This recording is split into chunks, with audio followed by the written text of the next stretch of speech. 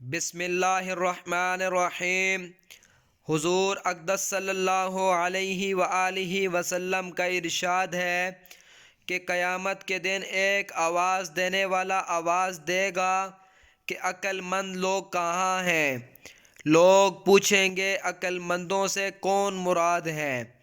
جواب ملے گا وہ لوگ جو اللہ کا ذکر کرتے تھے، کھڑے اور بیٹھے اور لیٹے ہوئے، یعنی ہر حال میں اللہ کا ذکر کرتے رہتے تھے، اور آسمانوں اور زمینوں کے پیدا ہونے میں غور کرتے تھے اور کہتے تھے کہ یا اللہ، آپ نے یہ سب بے فائدہ تو پیدا کیا ہی نہیں، ہم آپ کی تسبیح کرتے ہیں، آپ ہم کو جہنم کے عذاب سے بچا لیجئے۔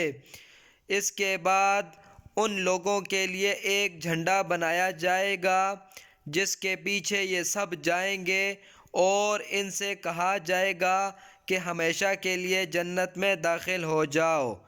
ہم اللہ تعالیٰ سے دعا کرتے ہیں کہ اللہ تعالیٰ ہم سب کو جہنم کی آگ سے بچا لے۔ آمین ثم آمین یا رب العالمین۔